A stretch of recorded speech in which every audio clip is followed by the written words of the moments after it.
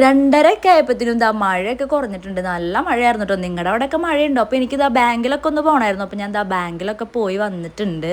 അപ്പോൾ ഇനി നേരെ പോകുന്നത് ചുഞ്ചുരുവിനെ കൊണ്ടുവരാനാണ് കേട്ടോ. അപ്പോൾ സമയമായിട്ടുണ്ടായിരുന്നു. അപ്പോൾ ഈ പേഴ്സ് എനിക്ക് എൻ്റെ അമ്മാമ്മ തന്നതാണ് കേട്ടോ. കുറേ നാൾ മുമ്പ് അമ്മാമ്മ എനിക്ക് തന്നതാണ്. ഇതിൻ്റെ സൈഡൊക്കെ വിട്ട് തുടങ്ങി, പക്ഷെ ഞാൻ എന്നാലും ഈ പേഴ്സ് കളയില്ലോട്ടെ. കാരണം എന്താണെന്ന് പറയുക, ഈ പേഴ്സ് എൻ്റെ കയ്യിൽ കിട്ടിയതിന് ശേഷം ഇതിൽ എന്താ പറയുക, ഇതുവരെ പൈസ കാലിയായിട്ടില്ല. എപ്പോഴെങ്കിലും എന്തെങ്കിലുമൊക്കെ ആയിട്ട് ഉണ്ടാവും. ആ ഒരു പ്രത്യേകത ഉണ്ട് കേട്ടോ. അങ്ങനെ വല്ല പ്രത്യേകതകൾ നിറഞ്ഞ സാധനങ്ങൾ നിങ്ങൾക്ക് ഉണ്ടെങ്കിൽ ഒന്ന് കമൻറ്റ് ചെയ്യണേ.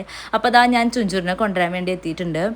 ഈ ബാക്കിൽ കാണുന്ന വീട് എൻ്റെ പണ്ട് 5ാം ക്ലാസ്സിൽ പഠിപ്പിച്ചിരുന്ന ടീച്ചറിൻ്റെ വീടാണ് കേട്ടോ. ഞാൻ ചുഞ്ചുറിനെ ഒരു 2 വർഷമായി അവിടെ അംഗനവാടിയിൽ പ്രീ സ്കൂളിലാക്കുന്നത്.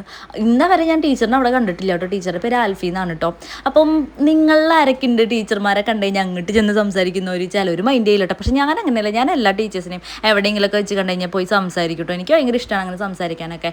അതൊക്കെ കഴിഞ്ഞ് ഞങ്ങൾ കടയിലൊക്കെ കയറി ഇതാ വീട്ടിൽ വന്നു. ചായ തിളപ്പിച്ചു, ചുഞ്ചുറിനുള്ള പാല് മാറ്റി വെച്ചു. പിന്നെ അതാ ഞങ്ങൾക്ക് എല്ലാവർക്കും പാൽ ചായ ഇട്ട് കൊടുക്കും. ഞങ്ങളുടെ വീട്ടിൽ എങ്ങനെയാണെന്ന് വെച്ച് കഴിഞ്ഞാൽ രാവിലെ എണീക്കുമ്പോൾ തന്നെ ഒരു കട്ടൻ, അത് മസ്റ്റാണ്. പിന്നെ അത് കഴിഞ്ഞ് ബ്രേക്ക്ഫാസ്റ്റ് കഴിക്കുമ്പോൾ പാൽ ചായ കുടിക്കും. ഞാനൊരു കോഫി അഡിക്റ്റ് ആയിരുന്നു. പക്ഷേ എനിക്ക് മൈഗ്രെയിൻ വന്നതിന് ശേഷം ഞാൻ കോഫി കഴിച്ചിട്ടില്ല കേട്ടോ. ഡോക്ടറിൻ്റെ അടുത്ത് കോഫി കുടിക്കരുതെന്ന് പറഞ്ഞിട്ട് ഞാൻ കോഫി കുടിച്ചിട്ടില്ല.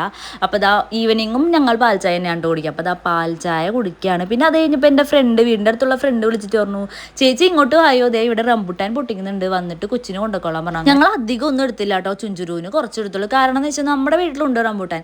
ഈ ഒരു റംബുട്ടാൻ എന്ന് പറയുന്നത് നല്ല വലുതാണ്, പക്ഷെ അധികം മധുരം ഇല്ല കേട്ടോ. മധുരം അധികം ഫീൽ ആയില്ല. ഭയങ്കര പുളിയാണ്.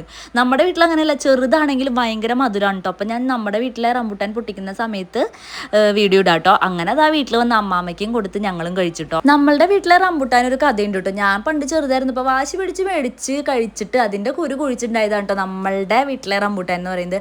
അപ്പോൾ ഇന്നത്തെ വീഡിയോ ഇത്രേ ഉള്ളൂ. ഈ വീഡിയോ എല്ലാവർക്കും ഇഷ്ടപ്പെട്ടെന്ന് ചോദിക്കുന്നു. ഇഷ്ടപ്പെട്ടെങ്കിൽ ലൈക്ക് ചെയ്യണം. അപ്പോൾ എല്ലാവർക്കും ബൈ.